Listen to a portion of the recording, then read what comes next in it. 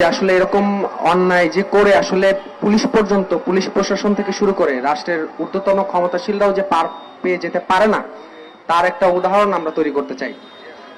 আমরা মূলত যেটা ঘটনা ঘটেছিল সোহরাওয়ার্দী উদ্যান, যে আসলে এখানে মাদক সিন্ডিকেট চলে এবং এখানে যে শাহবাগ থানা থাকা অবস্থায় এই দিনকে দিন যে এই সিন্ডিকেট চলমান, সেটা কিভাবে থাকে সেটার প্রশ্ন আমরা শাহবাগ থানার কাছে রাখতে চাই।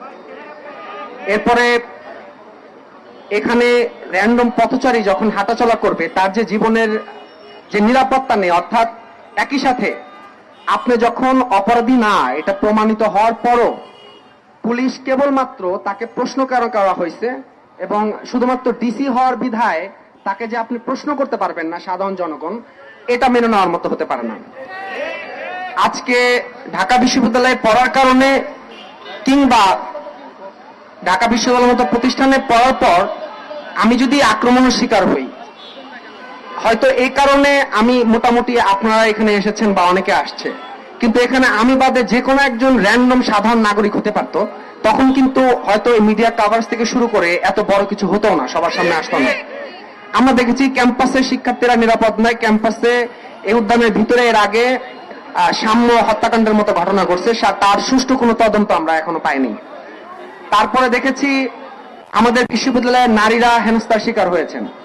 অর্থাৎ সাধারণ শিক্ষার্থীরা নিরাপদ নয় এবং এর দায়ভার শুধুমাত্র এই প্রশাসন না, ঢাকা বিশ্ববিদ্যালয়ের যে প্রশাসন তাকেও নিতে হবে। কারণ এই প্রশাসনও এই ঢাকা বিশ্ববিদ্যালয়ের শিক্ষার্থীদের যে নিরাপত্তা সেটা নিশ্চিত করতে তারা ব্যর্থ। আমি আসলে গতকালকের ঘটনা থেকে এখন পর্যন্ত বিষয়টা নিয়ে দুশ্চিন্তাগ্রস্ত এই কারণে যে আসলে মানে আমার বাবা মা পর্যন্ত ঘটনা চলে গেছে, তারা তো দুশ্চিন্তা করতেছে যে আসলে কি হয়েছে না হয়েছে। আমি তো সবাইকে ধরে ধরে এটা বুঝাতে পারবো না। তা আপনাদের ধন্যবাদ এখানে আসছেন, এবং আমি বলবো যে শুধুমাত্র আজকে আমি হওয়ার কারণে না, এখানে যে কেউ হতে পারতো, ঢাকা বিশ্ববিদ্যালয়ের শিক্ষার্থী হতে পারতো কিংবা ঢাকা বিশ্ববিদ্যালয়ের বাইরে যে কোনো সাধারণ নাগরিক হতে পারতো। পুলিশের কোনো এখতিয়ার নাই যে কেউ যদি অপরাধী হয়ে থাকে তাকে আইনি প্রক্রিয়ায় আপনি বিচার করতেই পারেন, কিন্তু আপনি নিরপরাধ কিছু পায় নাই এরপরে আপনাকে এইভাবে হেনস্থা করে, এবং যখন আপনি দেখতেছেন আপনার কাছে কিছু নাই এবং পুরোপুরি আপনি নিরাপদ, এরপরে কিন্তু গায়ে হাত তোলা হয়েছে। আমার মাথায় আঘাত করা হয়েছে, আমার পায়ে আঘাত করা হয়েছে, হাতে আঘাত করা হয়েছে। আমি ঢাকা মেডিকেলে আমি এটার যে চিকিৎসা সেটা আমি নিয়েছি। আপনি যদি দেখেন আমার মাথার এই পাশটাতে একটা বাড়ি দেওয়া হয়েছে। তো এই হলো পরিস্থিতি, বলার মতো আসলে কিছু ভাষা নেই।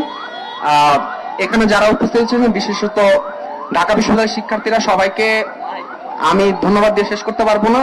আমি এটাই বলতে চাই, কেবলমাত্র আমি না, পরবর্তীতে যে কারো সাথে, শুধু ঢাকা বিশ্ববিদ্যালয় কেন, এদেশের যে কোনো নাগরিকের যে গণতান্ত্রিক অধিকার চর্চা, সে অধিকার চর্চায় ঢাকা বিশ্ববিদ্যালয়ের শিক্ষার্থীরা তাদের যে পূর্বের যে সংগ্রামের ইতিহাস সেটা তারা জারি রাখবে। সবাইকে ধন্যবাদ।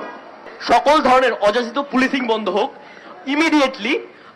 এই যে গতকালকের পুলিশি হামলার সাথে জড়িতদের বিচারের ব্যবস্থা করা হোক এবং এর জন্য আইন মেনে তদন্ত কমিটি গঠিত হোক, যে পুলিশ সদস্যরা যে আইন ভঙ্গ করে এই হামলাটি করেছে এবং তাদের বিধি অনুযায়ী তাদের বিচার নিশ্চিত করা হোক। তৃতীয়ত, বিশ্ববিদ্যালয় কর্তৃপক্ষ এবং এই যে থানা, শাহবাগ থানাদের কাছে আমাদের দাবি, বিশ্ববিদ্যালয়ের শিক্ষার্থীদের নিরাপত্তা এবং সর্ব অবস্থায় সকল ধরনের মানবাধিকার নিশ্চিত করা। আমাদের তিনটে দাবির প্রত্যেকটাই হচ্ছে একটু সময় সাপেক্ষ, তদন্ত কমিটি গঠন করতে সময় লাগবে বা অন্যান্য জিনিস করতেও, কিন্তু আমাদের এখনকার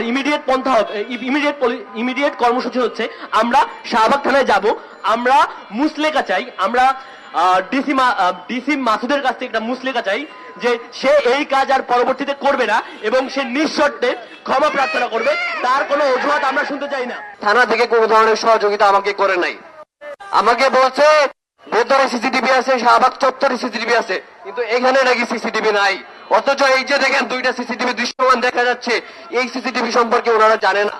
আমাকে মারা হয়েছে এটা সম্পর্কে ওনারা কোনো বিচার করবে না, ওনাদের কাছে নাকি সিসিটিভি নাই। আমাকে বলছে বাবা তুমি বিষয়টা মেনে নাও, আমরা কিছু করতে পারবো না। এটা কি পুলিশ আচরণ হইতে পারে?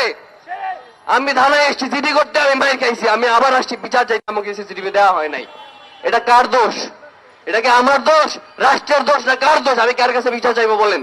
আমাদের আজকে 3 দাবি মেনে নিতে হবে এবং আমার ভাই নাইম ভাইয়ের উপর হওয়া অত্যাচার এবং 6 তারিখে আমার ঘটনার বিচার অবশ্যই করতে হবে। ধন্যবাদ।